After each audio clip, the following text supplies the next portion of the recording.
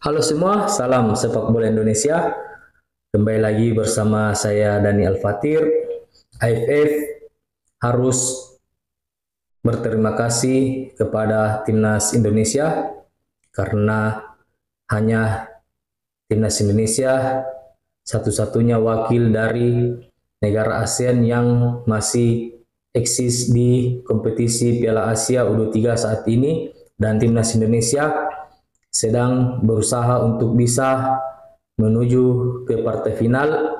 Dan kita tahu tadi malam Timnas Vietnam harus angkat koper di babak 8 besar setelah menelan kekalahan dari Timnas Irak dengan skor 1-0. Dan sebelumnya Timnas Thailand yang selalu dibangga-banggakan oleh AFF dan juga negara-negara lain di Asia Tenggara harus angkat koper terlebih dahulu setelah menelan 2 kekalahan dan 1 kemenangan, di mana Timnas Thailand harus mengubur mimpinya untuk bisa menembus 8 besar, tetapi di babak penyisihan harus angkat koper.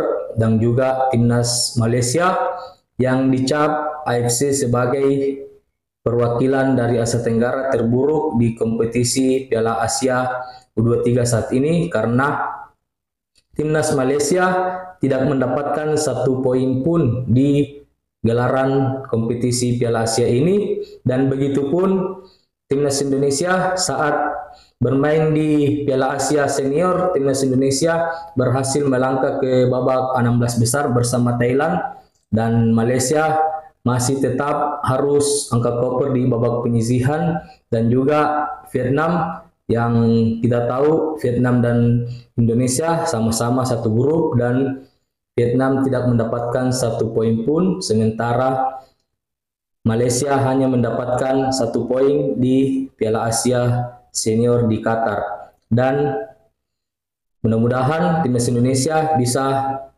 membanggakan negara Indonesia dan juga negara-negara Asia Tenggara agar bisa lolos ke final.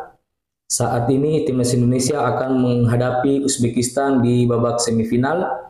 Dan untuk Thailand dan juga Vietnam, yang kita tahu banyak diberitakan bahwa dua negara ini kompak untuk mengeluarkan Timnas Indonesia dari Federasi AFF karena Timnas Indonesia memiliki banyak pemain naturalisasi yang mengakibatkan Timnas Indonesia semakin meningkat performanya, dan kemungkinan besar Vietnam dan Thailand sangat khawatir dengan hal ini. Tetapi janganlah kalian menyudut pandangkan Timnas Indonesia, karena Timnas Indonesia saat ini memang banyak pemain naturalisasi, tetapi ini adalah pemain keturunan dari nenek moyang mereka, jadi tidak pantas disebut sebagai pemain naturalisasi.